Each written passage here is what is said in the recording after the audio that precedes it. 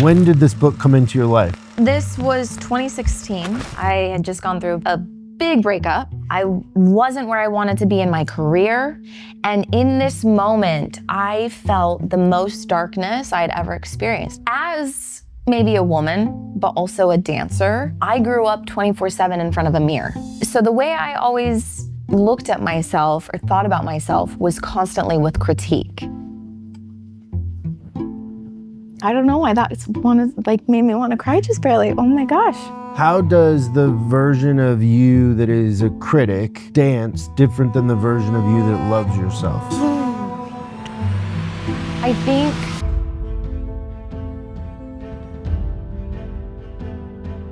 Welcome to the Syndicate X Library, where we love books and we love talking about books that have changed people's lives. Today we have a guest. Her name is Jenna Johnson. She's an Emmy-winning choreographer and the reigning champion of Dancing with the Stars.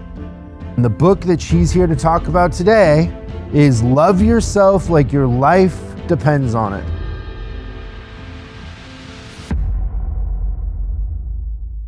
Hey. What do you think of the library? It's amazing. I want to do a visual in here, like a dance visual. Can you imagine? Oh, no, but now I can. Yeah, it would be I never sick. thought of that. That's funny that that's what you automatically want to dance on I stuff. was like, the aisles, Would the you jump on transitions. tables? Of course. Pop out of the bookshelves, come on. Can you tell that I have a problem with books?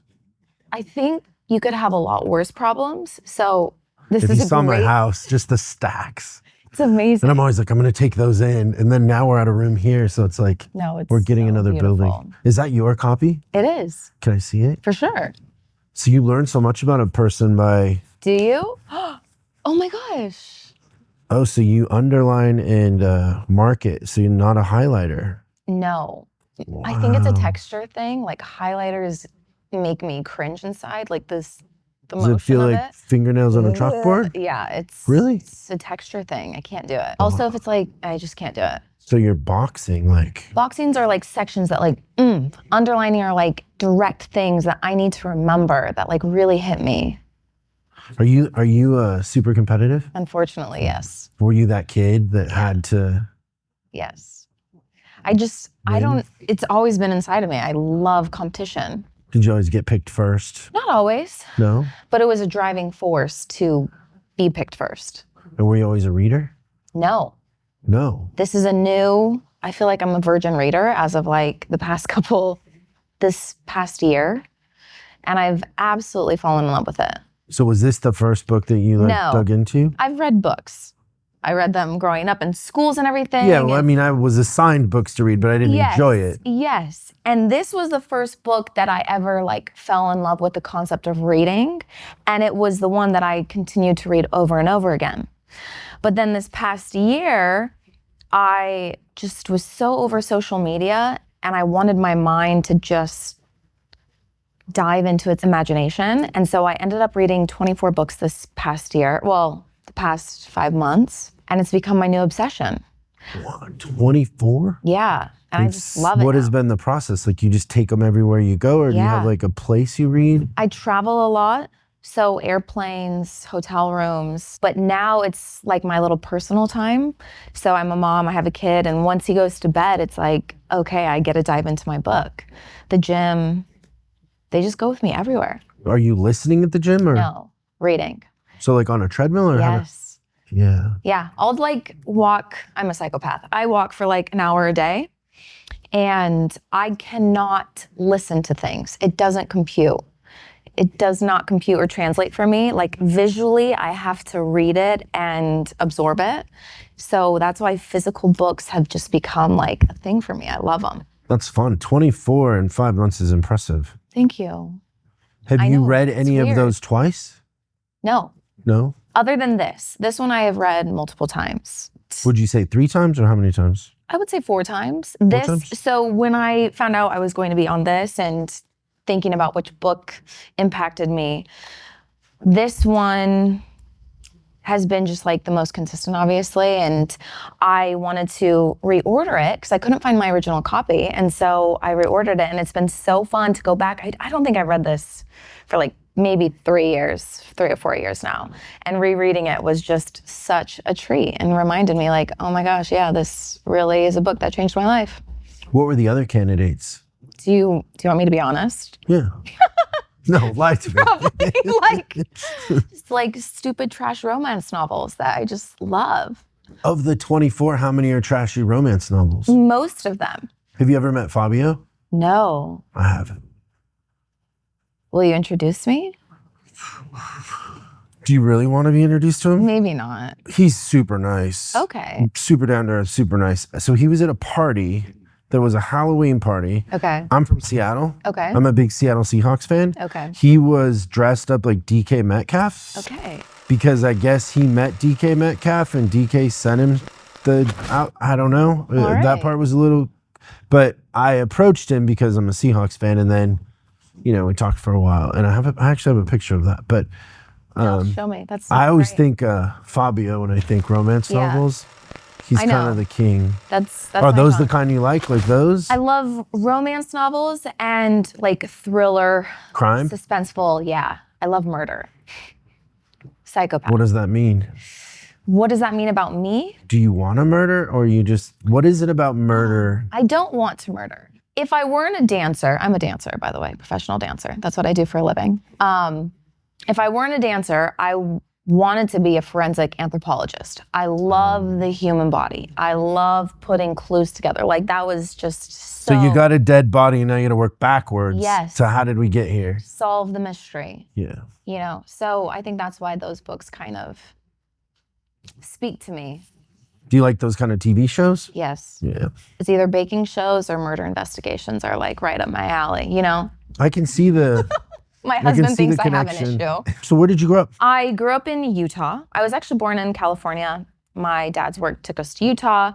And then when I was 18, I moved back to LA and have been here ever since. So 12 years almost. What did Dad do? He is an orthopedic surgeon. He just retired actually. So he was in the medical field. He had a chance to open his own practice there. So we went there.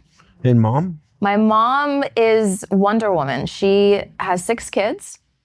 And while my dad was going through residency, medical school, all of that, she was raising us. So she's also the performer in the family. That's where we all get like our artistic expression, if you will. So she was a singer. She was in a rock band. She plays tennis. She's just like MILF energy, Where are you in the order of I'm kids? 5. You're 5, so not the baby. I was supposed to be the baby. What is the baby like? Are you bitter? I was for like 14 years of his life. His I life? hated him. Yeah, I was so rude to him. Would you pick on him? I was terrible. And now he is my favorite human. Oh, thank you. What did you order? I just Tea? got some tea. Coffee? Thank you, baby. Thank you so much. I love your pants. So you picked on him? Yeah, I was terrible. But I get it. Like, that makes perfect sense. I was treated like the baby for 5 years. And then all of a sudden, and he was so cute. So I didn't have a chance. I didn't stand a chance. Are you the only one that's the performer? Or- I have 2 older sisters that also danced. So we were kind of just like a dancing family. But I'm the only one that pursued it and tried to go that professional route. So would you say you take after your mom? Yes. I'm very Why the emotionally hesitation? driven and expressive like she is. But I do feel like I am pretty observant, like my father. He's very like methodical and very logical. I'm not that always, but I can be very observant and like take scenarios for face value. And he's just very... Would you say that you have common sense?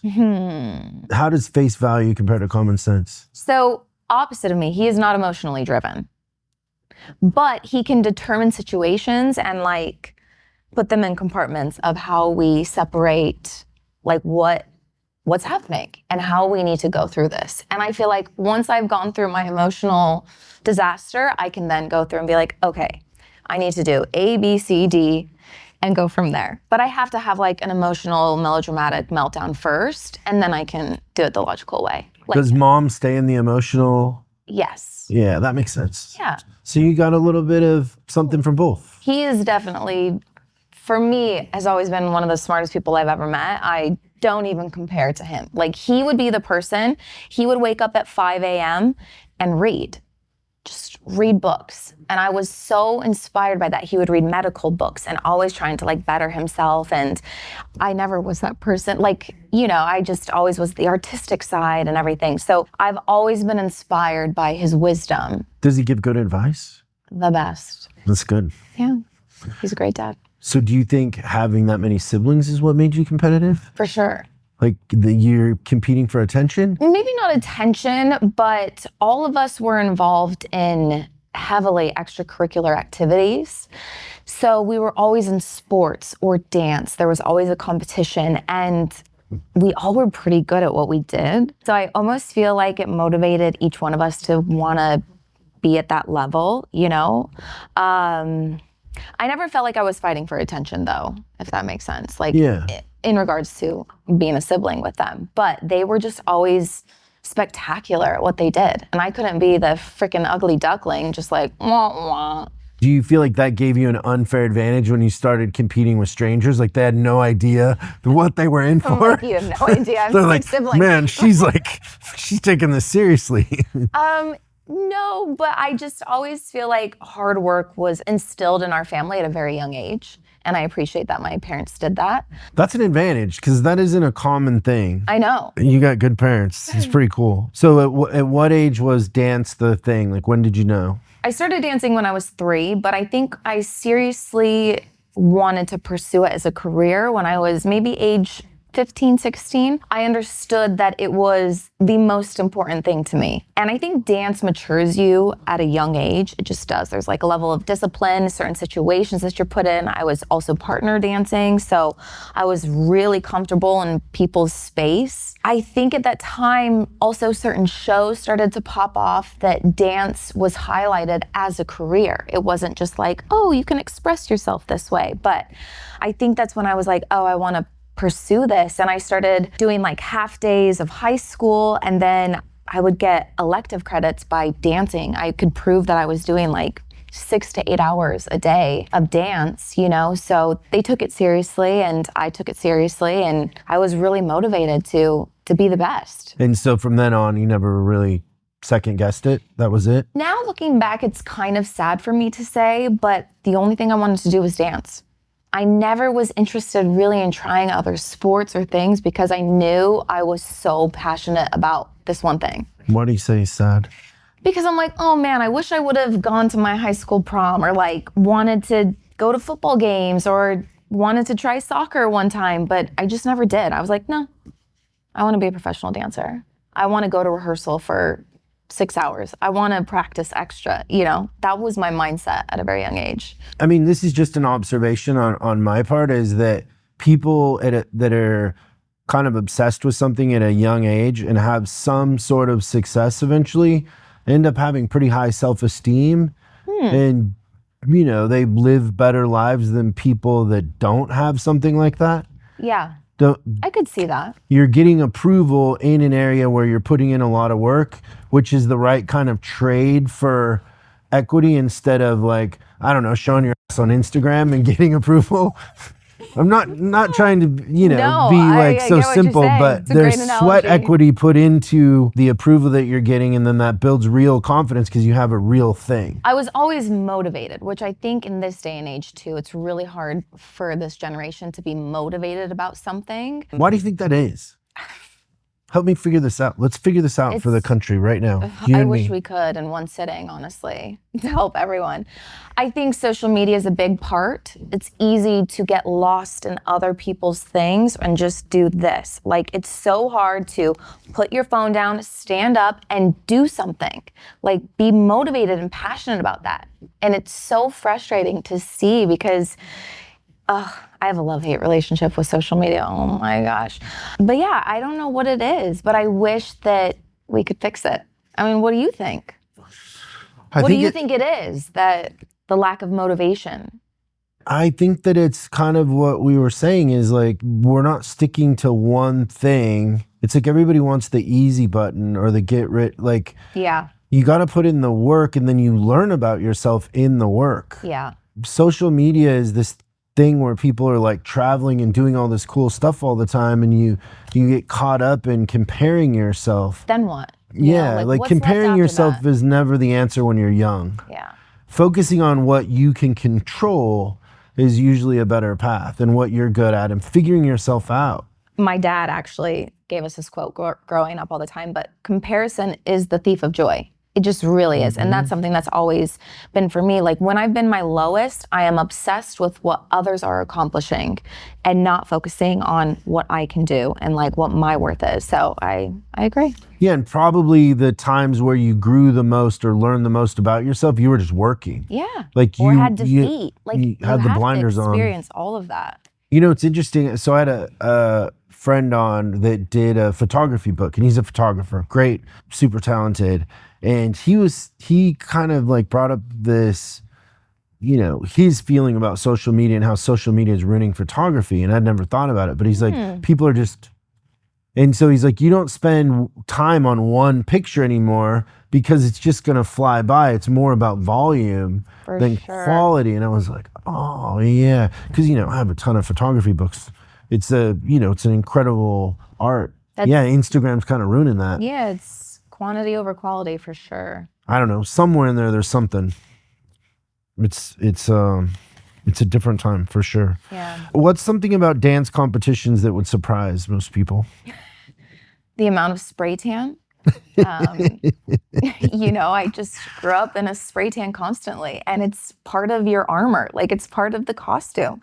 It just is. Yeah, the amount of gel and hairspray and spray tans that.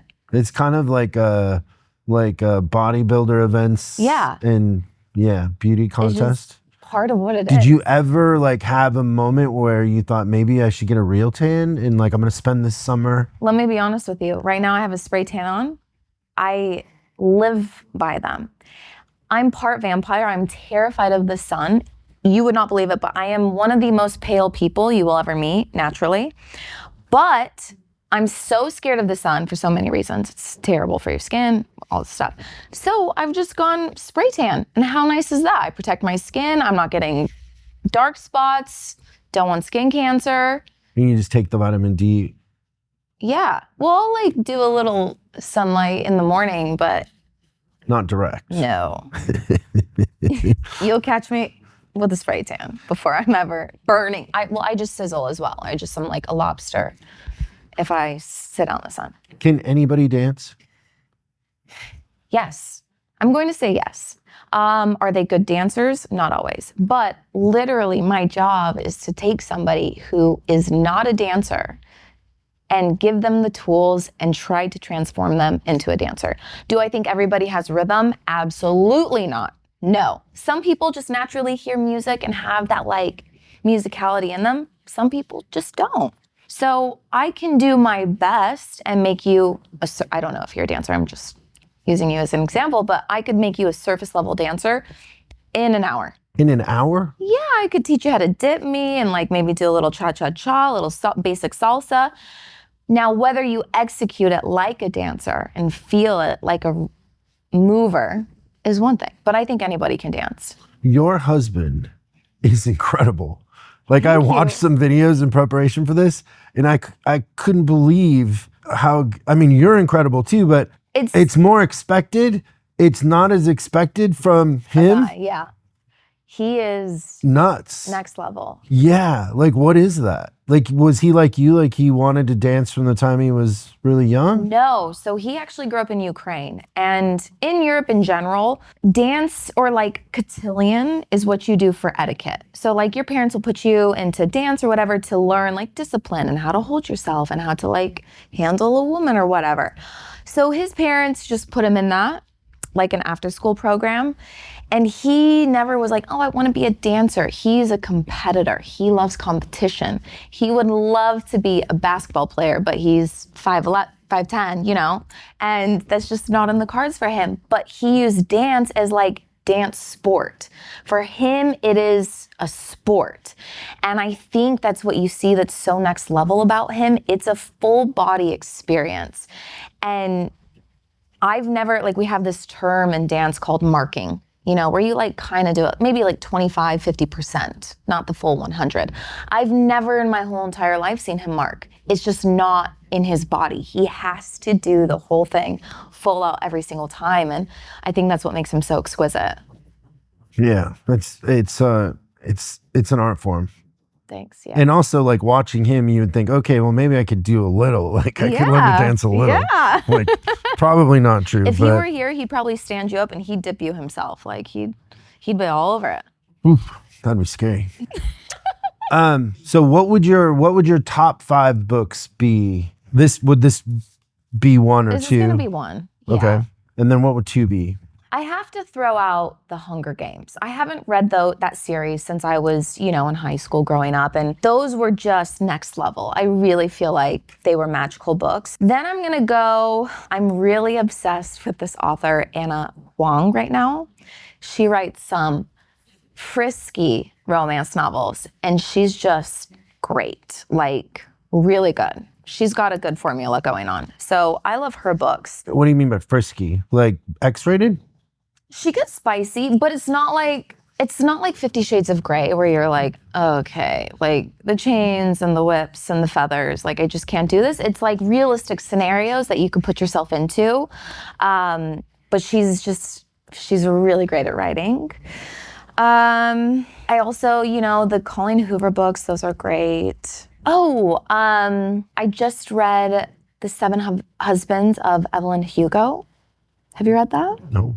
It's really beautiful. It's about this upcoming actress trying to make it in Hollywood and her whole tale of how she made it, and she had 7 husbands, and it's amazing. It's not really a romance novel, I would say. It is, but it's not. It's just like a really beautiful story. 7 husbands. 7 husbands, yeah. That's nuts. Is it a true story? No. Oh. You never know out here, but yeah. I know. I have friends that have had 5 wives. I think 5 is the most I know of. Oh, wow. Wow. And also, those guys are always the ones that'll give me relationship advice. Oh, no. Don't take it from them. Well, they'll say like, well, I know because I've messed it up. No, it's actually a really beautiful story. And it's a journalist trying to figure out who the love of her life was. She's like interviewing her, and she's getting the full story of this actress's life.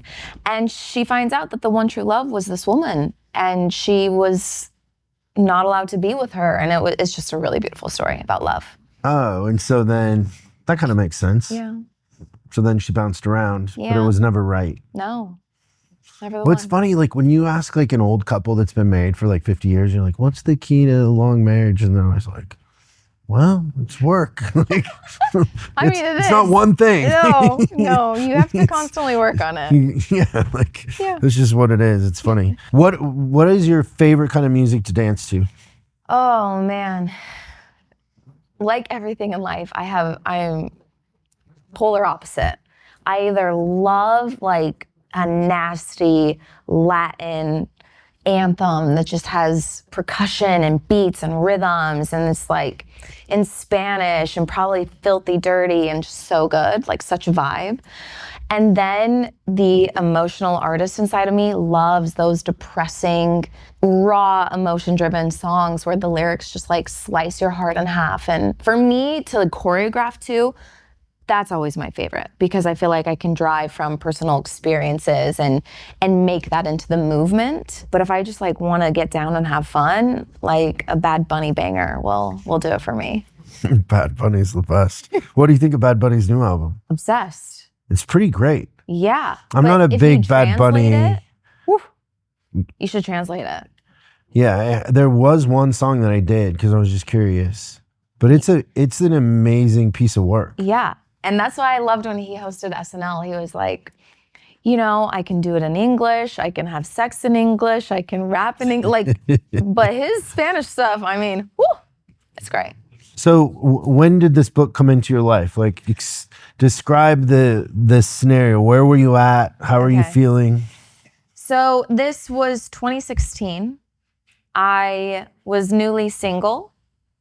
I had just gone through a big breakup. How long were you with the person? On and off for a couple of years. It's actually my husband, so we went through. Wait, you got back together? Oh yeah. What caused this breakup? Life. We were just in two different places. And looking back now, it was the best thing for me. I would not change that breakup for a second. But at the time, it was really, really hard. And I think, first of all, I didn't know how to live by myself. I loved being with somebody because I wanted to love them and to put them on a pedestal, but I never knew how to do that for myself. So when I was in this breakup, you know, in kind of by myself in LA, trying to figure out who I wasn't where I wanted to be in my career. So where were you in your career? I was on Dancing with the Stars, but I was on this thing called troupe. So I hadn't been made a professional yet where I was given a celebrity partner. I was on this troupe group, if you will. And I was just desperate to be a pro.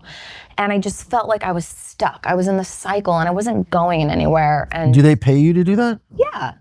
So you're kind of like there if you get picked, but... Yeah, I was still on my dream job. But I wanted that next step of being a professional. Like I wanted to do that. That was my goal. That was my dream. So I just kind of felt stuck in that aspect. But also, I just didn't know who I was out here. Kind of back to that comparison thing, I was trying desperately to be other people because I thought that's what would take me to the next level, you know, or make me be appreciated or valued. But I just didn't know who I was. And I felt like my whole childhood I'd been told I was bright. I had light to me. And in this moment, I felt the most darkness I'd ever experienced. I just felt dull as a human. I didn't feel like I had light or positivity. I was so hard on myself, just in this downward spiral, okay? And I think the first time I had really experienced depression, and this was before I had entered the therapy chat and found a great therapist, but I was just trying to find something to help me get out of this rut. So at first I was like, you know, let me listen to some audiobooks, some self-help audiobooks. So I'd be in the car listening to them, and my just ADD, I couldn't grasp the concept. And then they would be talking about intrusive thoughts and the voice was so monotone. And I was like, this is not a human. It just didn't relate to me or touch me or impact me in the way that I needed it to. So I was just so over it. Nothing was working. And so finally I was like, you know what? I need a book. I need to dive in. I need to read pages. I'm a visual learner. So no joke, I just went on Google and I said, best help books, self-help books. And this was one of the most rated ones. And I was like, okay, let's do it. So I ordered it. And you know what's funny? There's been a rebrand of this book. And after I just recently ordered it, and it's probably for the best, but the art on the book, and I think the artist in me, the visual learner of me, was so impacted by it. It was a guy and he was holding a gun to his head.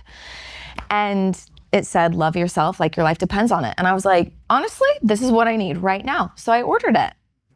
That is a big move from this Banksy graffiti. Yes. It was still this, but the silhouette was like a gun to the head. I like that more, for sure. It gets the message to you faster, I think. And so I ordered it and I read it so fast. The simplicity of the message was just powerful. You know, it wasn't this big thing that we had to dissect and navigate through. It was just like, love yourself.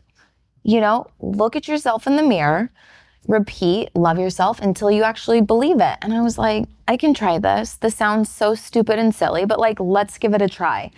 And so I did, and I made the vow that he made to himself. And I was just so mesmerized at how my life was shifting. And it wasn't like all of a sudden these things were dropping into my lap, you know, but little shifts ultimately changed my life. It started internally with like how I approached life, the way that I was standing, how I spoke to myself in my head, then how I approached other people, how I spoke about other people, how I navigated work scenarios and it was crazy. Like things started to align for me. Things started to shift. I was asked to be a pro. I realized that I didn't need to be in a relationship to be happy. I was fine being independent and I felt value in that. And so it was just such a pivotal moment for me. And whether it was like the shifts of life or whatever, I really feel like this concept helped me.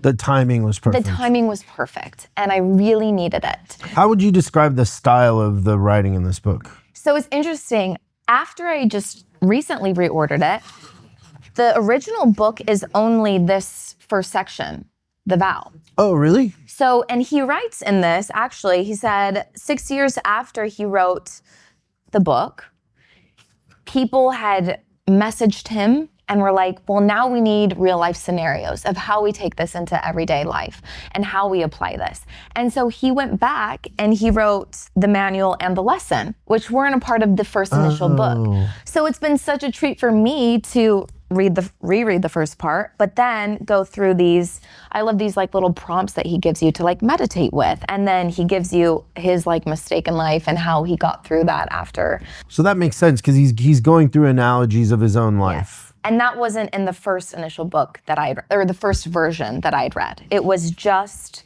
the vow basically. And it was interesting, but it was such an easy read. Yeah, I loved it.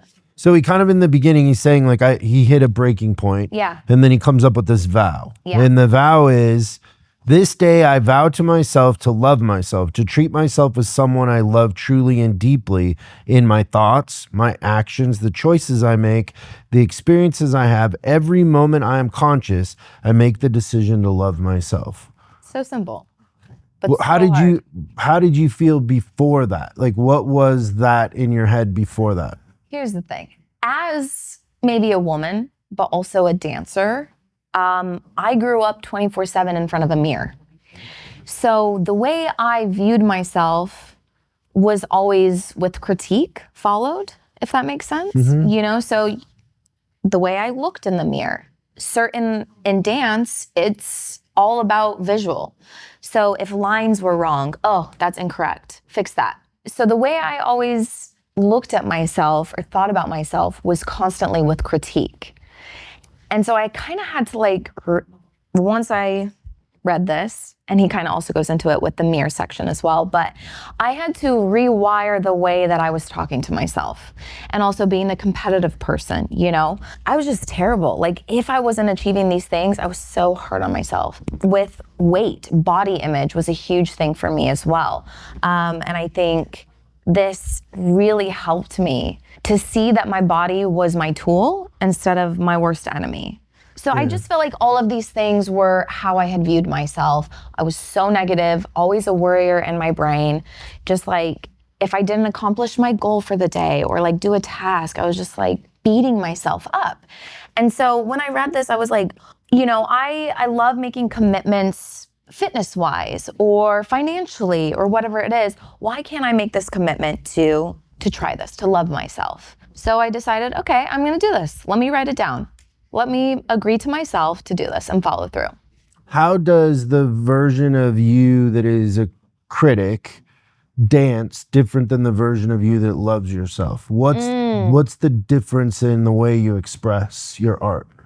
I think I'm motivated by choreography through fear when I'm in the critic mindset. So how does that look? It's always like, oh, is this good enough? Is this section gonna be as impactful? Are they gonna do a better dance than this?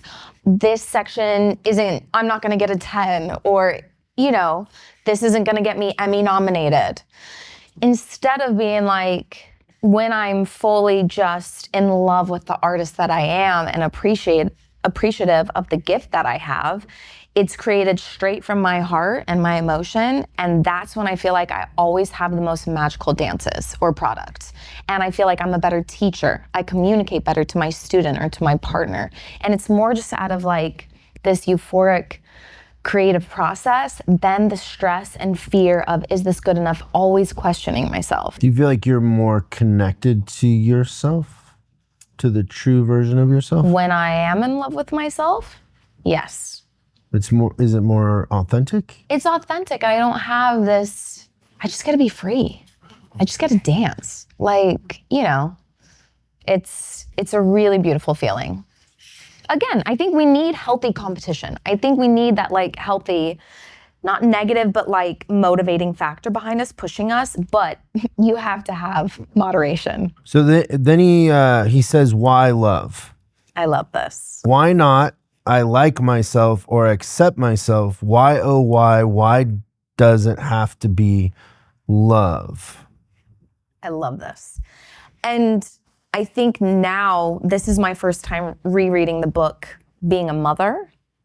And I love that he mentions, if you've ever been a baby, you've experienced love. And for me too, like now looking at my son, this love that I feel for him, if I were to give myself an ounce of that love that I hope that he's feeling, I'm sure my world would change. I'm sure so many of our worlds would change. Anyway, but yeah, I love that he says it can't just be like, it can't just be accepting.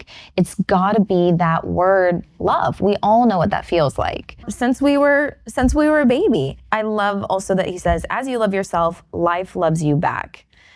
And I think it is so, so true. That's beautiful.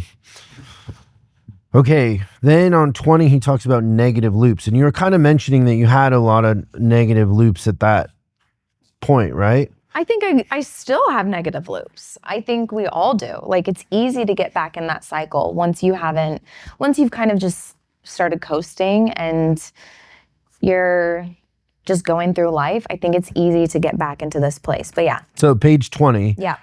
So describe a negative loop that you or somebody would get into. You know what's crazy?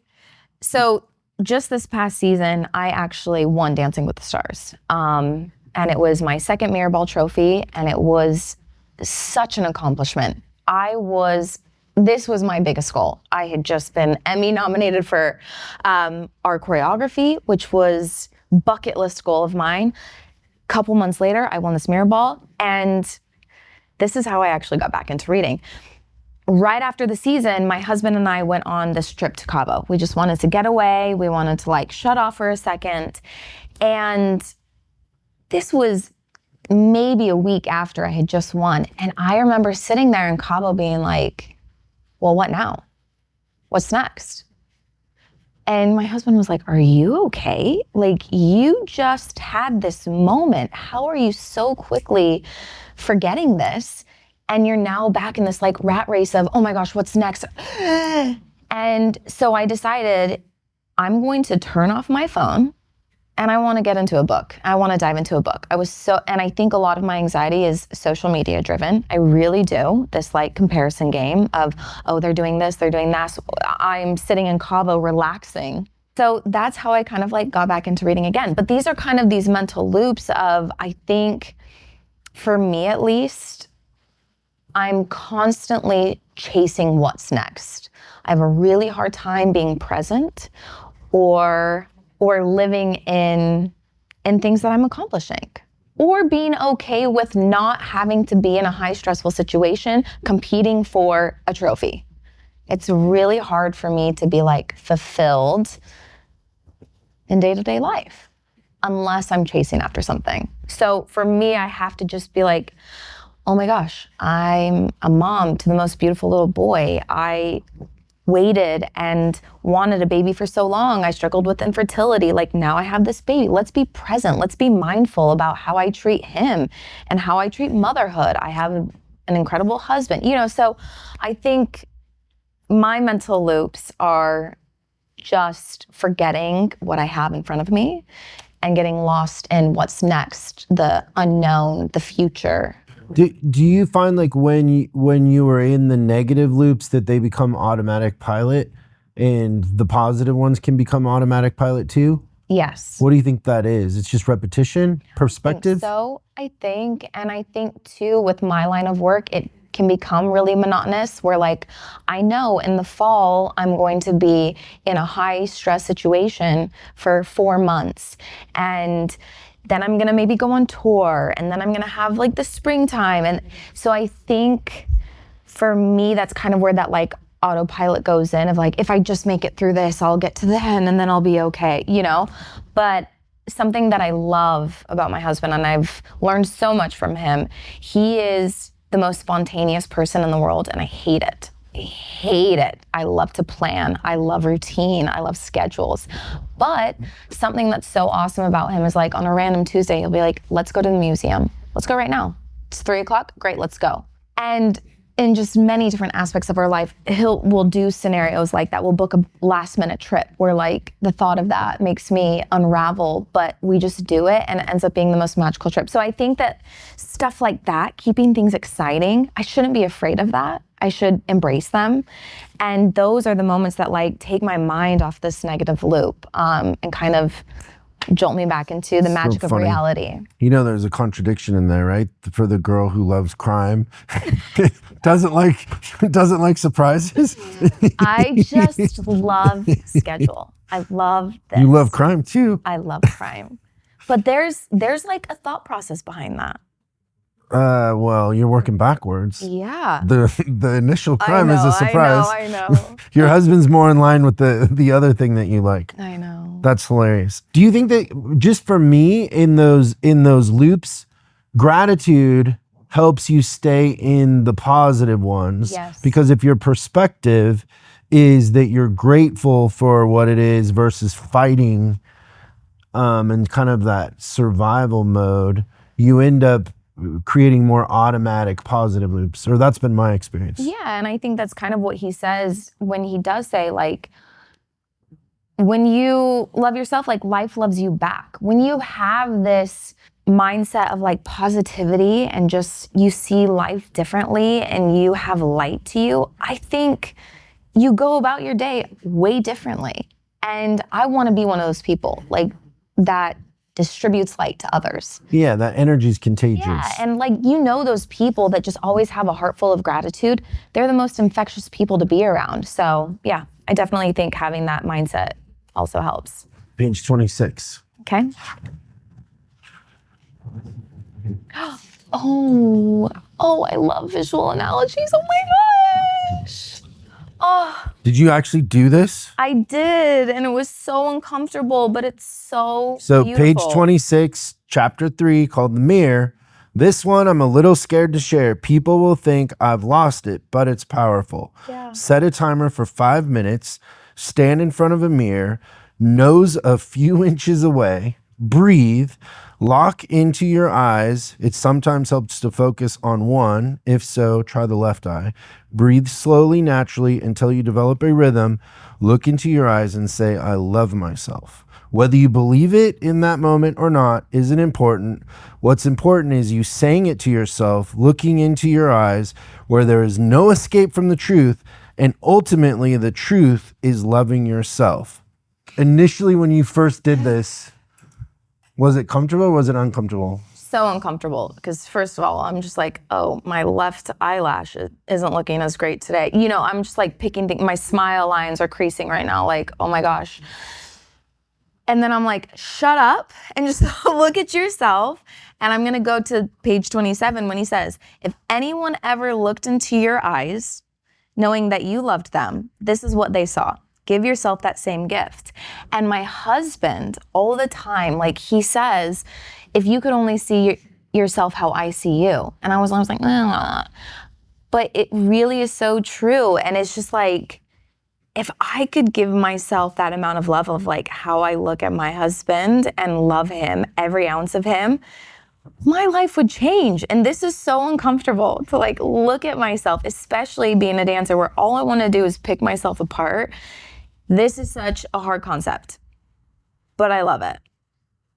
I love myself. Are you able to shut off everything else but just looking in your eyes? Like your eyes are kind of the window to the soul. I think that's why he does 5 minutes, is because you have to like talk yourself into it. It takes a second to be like comfortable with this. Okay, pretend I'm not here. Okay. And let me see the process. For me, because my own brain is the worst, I have to say it in my head first a couple of times before I can actually verbalize it. Yeah, I have to connect mentally, so give me a second. I love myself. And again, I don't fully believe it right now. I don't. But I know that the more this becomes a habit, I will genuinely look at myself and love myself. Obviously, I'm never gonna fully be content with certain things, but I just think the intention and my mindset is positivity, is love, is acceptance, is worth. I think self-worth and self-love are always attached, obviously, but I really think like when I get to that point, I feel my worth and all that I have to offer. I don't know why that's made me want to cry just barely. Oh my gosh. Yeah, why does it? It's just such a simple concept, but I feel like that's the hardest part of this. For sure. Right? No, there's nowhere to hide. Yeah, no, but like if you can just get beyond that and just like commit to that, how beautiful is life? You know what I think when I look in my eyes is that I'm super intense. My eyes are intense. I get that too. I have really big eyes and like sometimes it's a bit too much for people, but it's just because I'm expressive. But yeah, you're intense, but I love that. I love intense people, passionate people. Yeah, for sure. Any more thoughts on the mirror exercise? Just for others? I think just in my experience, because the mirror has always been a negative thing, especially for me, being able to look in the mirror and have it a positive thing is such a triumph for me. I find it educational, I guess, in the sense of how females experience the mirror different than guys. I'm like just hoping that there isn't food in my beard. Like the bar is so low. And you're beautiful and you're like picking out all these things. Like it's such a different experience. Like I'm just trying to look presentable. It's such a different experience. At the age of 12, I had to sit in an hour and a half of ballet every day. And our ballet teacher had us wear inch waistbands around our waist. And at 12, you're like developing and whatever. And all we would see is the curves and things that were poking out or how our belly would hang. And so, I think obviously like... Yeah, you're training yourself to have a critical eye. It makes sense with what you're doing. It's a performance and it's visual. Yeah. But it also has an effect. Like there's a little bit of a price to pay for that, I think. For sure. It's intense in that way. But I found it interesting. So he's talking about, are you familiar with Bandler, NLP? No. So on page 34, at the bottom, he says, keep in mind, Bandler once cured a guy who thought he was Jesus. Yes. So Bandler's an interesting character. I have tons of books in here from Bandler. Really? I'm sure you read the snake, the whole, guy that was... Yeah, Bandler's got all kinds of stories about juries and different things, but I thought that was really interesting. So he's talking about Bandler cured a guy who thought he was Jesus by having some guys come in and start building a cross. And they were measuring him for the cross and all that. And by the time the cross was done, the guy's like, I'm not Jesus. Oh, figured it out. I'm not Jesus anymore. Never mind. No, but yeah, and he cured a guy that was also hallucinating snakes. And the way that he did that was bring in real snakes and fake ones. And he was like, never mind, like these ones are airy, and that's how he was able to overcome it. And I think it's a similar thing with our brain. I think we can trick ourselves so easily into thinking we're something else or negatively. And I loved this like, not goofy, because these were real situations, but I loved this section of those analogies. Yeah, so there was this guy, Milton Erickson, who was very good at hypnosis and kind of telling stories. And Bandler kind of came out of that. There were some other guys. But in the 70s, there was kind of this like free love, Vietnam was over. Like there was just this feeling of anything is possible. And some of these guys challenge the idea of therapy traditionally, that why can't you cure somebody of a snake phobia or an elevator phobia in a week? Why does it have to take years? And so they really were pushing the envelope on what are we capable of mentally. And then a lot of great things came from that, curing back pain, like a bunch of different things. But I'm just a fan of the human mind and do you have to be in therapy for 5 years, or could you fix it in a week? And Yeah. what is the relationship between that? And so Bandler was on the forefront of like, well, why can't we just do this? Why can't we just get to the punchline? Yeah, that's incredible. No, I loved him in this.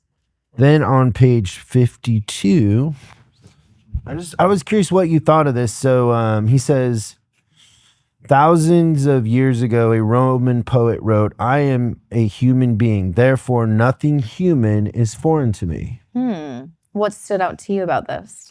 Well, when you were talking about, that you have all this stuff coming up and it starts to ramp up the competitiveness, and I was thinking, it's almost like you haven't been there before, but you've been there before. Like there's no new situations. My husband always says, it's literally Groundhog's Day with you. Yeah. Like, we've experienced this before. That's what I thought. Like, the human experience is kind of repetitive. We're very mimetic. Yeah. And even like during the season of Dancing with the Stars, whether it's the semifinals or the finals, I've been there multiple times, but it always feels like the first time and like the world's gonna end if I don't finish my freestyle, or it's the best. And I'm like, just do your moves. Just trust yourself, create with art in mind and not this fear, and like, you're gonna get through it. It's fine. And then life goes on, and then next week the show's over, and guess what? Life keeps moving. But yeah, I do love that. Therefore, nothing human is foreign to me. Like, have you ever watched like Jordan or Kobe when they like impose their will on a situation? No. Like where they just kind of elevate and everybody else is like playing not to lose, but they're just in another realm, dimension. I mean, I feel like it's probably like a Steph Curry situation as well, where he's just like draining threes. Don't you think you could do that? Like, none of it is new now. Can't you impose your will and make it like almost in a sense like you're the god? I guess so, but I guess there's always that ego, or that self-doubt. But what does ego mean? I guess to different people it means different things. For me, what's it mean to you? My ego is always negative. Whether that's correct or not, I have no idea. But also my ego is a he, apparently. I was just gonna say he. He is just... What's his name? Something rude. Something really rude. But he's always the one questioning me. Yeah, putting the fear in scenarios. Or don't mess up. Like that person. But can't you just grab Chuck or whatever his name is? And strangle him? I wish. Well, just put him where you want him. Oh. I mean, you're doing that in so many other areas of your life. That's where the human mind is so funny. It's crazy what you can convince yourself or what you can like repeat to yourself and believe. But yeah, I definitely feel like I have the tools. I would go back to this quote. Yes. Like you've been there before. I know. At some point, the joke's on the ego. To me, I always feel like people externalize to this ego thing. It's an externalization and a coping mechanism, but it's fictional. You know what's interesting? Ever since I was young, I've always been a worrier, and I've always thought of the worst case scenario in situations. It's not a good trait, but I've always been that person of like, immediately I go to what's the worst case scenario. And I think that's something that I've definitely had to work on in therapy. And just life of like not initially going to that mindset and knowing that like I've been here before. I have the tools, I have the knowledge, I have the credibility to be that Steph Curry in the situation and not have to like doubt myself.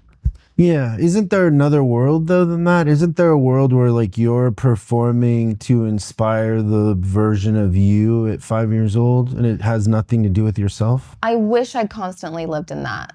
Hollywood is hard. It is. You're constantly having to prove yourself. Even if you've already proven yourself, there's this need to prove yourself. Okay, page 61.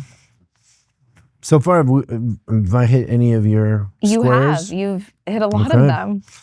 So it says, page 61, it's end. So this is where the first book, the first version ends. That makes more sense. Yeah. I think that instead of reading loads of self-help books, attending various seminars, listening to different preachers, we should just pick one thing, something that feels true for us, then practice it fiercely. Like, isn't that dance? Yeah. For you? That is my safe space, for sure. And doesn't that give you confidence and like you know you're good at that thing? Yes. And when I am dancing, that is when I am my most vulnerable, happiest, fierce version of myself. So it's so funny that when I'm in the creating process of getting to that point, that I can be so hard on myself in the process. So do you have friends or acquaintances that don't have that thing? They don't have a thing? Yeah. Like a dance or an outlet. Like, I don't know, couldn't this be a bunch of different things? Yeah.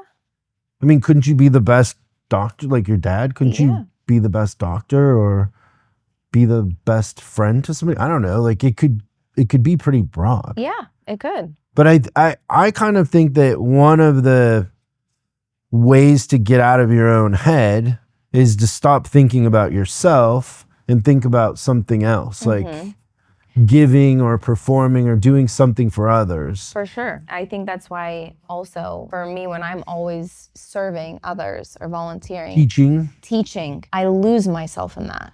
It's one of my favorite things to do. So yeah, I definitely, it's a different perspective to have. Okay, and then 124, if it scares you, you squared it off. Highlighted. Orange. Also, you know, if you're not, but if you are a person who highlights, the color matters, like yellow, orange, like I have different colors. Well, that's why I kind of did different tabs. Yeah. It says something, even if it's just abstract in the moment. If it scares me, there is a magic on the other side. For me, the unknown terrifies me. We've come to terms with this, that Going to the museum on a Saturday terrifies me. And it's always the most magical experience. So I love this. And this is why I boxed it, is I want to hang this. I want to paint it. I want to have it in my car. I want to see this every day of like, if it scares me, there has to be magic on the other side. I loved this. Can you think of a moment that you were scared where there was magic on the other side? Every time I'm creating, honestly, it's coming out of my brain and who knows, like taking risk. Actually, there was this past season. I don't know if you've ever seen Dancing with the Stars. I've seen it, but I'm not super familiar. It's a silly, fun dance show. But there was this week, and it was a Disney themed week, which basically each couple gets a Disney themed movie and you have to create a dance off of it in a certain style. This week was terrifying me because we were doing a certain style that no one wants to do on the show, and I chose to do it. So I was already miserable with myself. Wait, do they coerce you to do it, or you decided we're gonna do it? Certain music dictates the style. So like, for example, we were doing this Tarzan song and it could only be one of two styles. It was either a samba or a quick step. I didn't want to do a quick step because I felt like it was the easy way out. So I did a samba. Punched me in the face. It was such a hard week. My partner was frustrated. I was frustrated. It was the only time we had really gotten into like an argument during our season. And we were one day in rehearsal, we're sitting there and there was a section of music. It was about 4 bars long and I just had no idea what to do. I had no inspiration left. I was over it. I was like, I can't.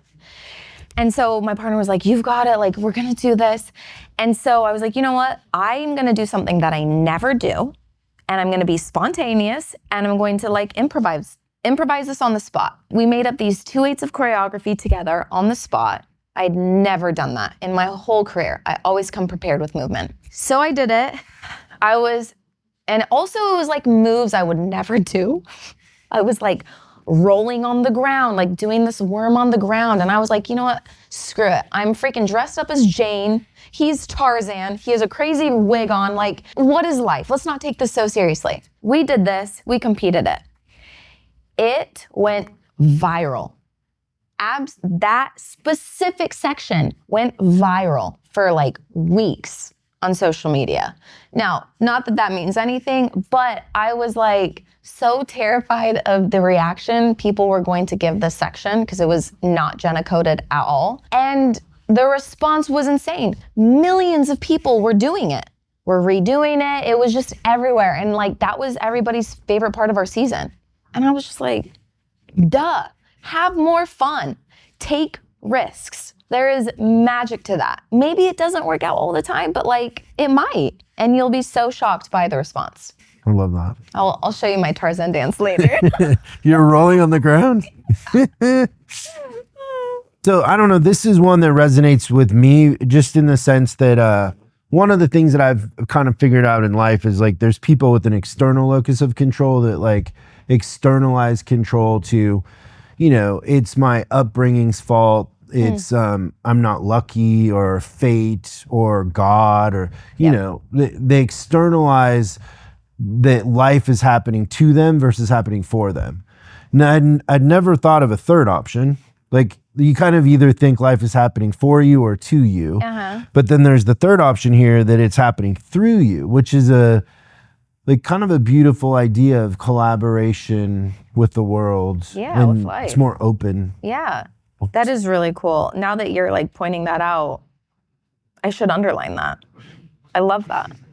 Does anyone have a pen? I only have a Sharpie. Oh no, I could never. Never? No, a Sharpie is just as bad as a highlighter. Wow. Sorry. I'm so out. I'm just thank you so much. We just have such a different style, but I mean, I love learning people's style. That feels like a really big commitment. Like a blunt Yeah, that feels like a stain. Just for the audience. So it says, first, life happens to me. This is the place we normally live from, especially as a victim. Second is life happens for me. This upends everything. You look for the good that life is giving you, including the lessons. Now, for me, that also means I'm focusing on the things I can control. Like I can control my attitude, my work ethic. You know, there's a lot of things that I can control. I can show up on time. That's making life happen for me in a sense. And then the third one is life happens through me, where you flow with life and you don't even have to look for the good because you're experiencing it, which is just you're assuming that life is good on automatic pilot, which I think is awesome. For sure. And then the last one I have here is 175. He's just basically saying like a one-word philosophy. And I was wondering, do you have a one-word philosophy? I think for me, if I were to give a one-word philosophy, it would be commitment. And I just think in life, when I am committed, whether it's to my art, my choreography, my work, myself, my fitness, my health, my son, my husband, that's where I feel I have the most impact. And I know how to, kind of like you said, know how to control it and show up for. And I love this like unbreakable visual of commitment where it feels like metal, like a metal circle. It's just committed and you can't break it. So just for me, I think that would be maybe my philosophy. What about you? One word? I think the thing that I would like to be more is open. Ooh. I think that's what I'm working on is like just, and to me, open also like is love. Like it's like open. I love that. I tend to be somebody that like, if I'm not good at it, I'm not going to try it. Or like new situations where I don't want to skydive. I don't want to try this because I'm a closed off person too. So I love that. I don't want to skydive because it doesn't make sense. I could see that. But like people love it. They're like, I'll never do it again, but it's a once in a lifetime experience. No, I'm just joking though. But no, yeah. Like my mom pointed that out when I was a kid. She said, like, unless you're good at something, you won't try it. I'm literally that person. What does that say about us? Control. Yeah. It's a control thing for sure. So I think that's why open to is like good to work on. Like, is it an ego thing? I don't. You don't believe in ego? Well, I just don't understand it. I don't feel like there's this other person involved. Like I feel like this is pretty direct. I think that it's probably half appearance and it's half efficiency in the sense that I probably don't want to appear like a fool. So it's others perceiving me not being good at something while I learn. And then it's also half like, well, do I really need to do that? Like, because I'm the kind of person, like if I get a hobby, I become obsessed. Obsessive person. So I don't take up chess because I don't want to be playing chess online all the time, or like people have said like, oh, you're really good at poker, you should go play poker. And it's like, yeah, now I'm like 4 days into a bender in Vegas playing poker. It's not what I really want, because I would be obsessed with it. And so that's the other part, is efficiency of just like, okay, does this really serve the long-term thing that we're trying to create? Because you're going to get obsessed, because you're going to have to be good at it if you're going to do it. Yeah. So it's not looking like a fool, and it's also just like, okay, let's being mindful. Let's be thoughtful on what we're going to invest in. Like, we might get more leverage over here on the thing that we already know. Yeah. But I think I'm aware of that. That's great. You have great. Does that make sense? Yeah, no, it does. Okay, big question. Okay. How did Love Yourself Like Your Life Depends on It by Kamal Ravikant change your life? It's hard to put it just in one little phrase, but I just think it was the simplicity that I needed at the worst time in my life. The concept of love is free to everybody. This thing, this feeling, this emotion, we all have it inside of us. And I just think his reminder, his vow, the commitment that I made to myself to do it, it really changed my outlook on life. It changed how I viewed myself. And I'm forever grateful. I randomly Google searched best self-help books, because it really, and it's always been a pillar that's I've kind of come back to. You know, if I need a good reminder, this is just that like simple read that shifts things for me, brings things back into perspective. Yeah, you know, just on a kind of another subject, is the simplicity of this book, I think, makes it more effective. Because if it was a big commitment, I think people that were looking for this would get it's too overwhelming. Yeah. It's too hard. They would get discouraged. Yeah, and I think that's what my issue was, you know, when I was in the search for help.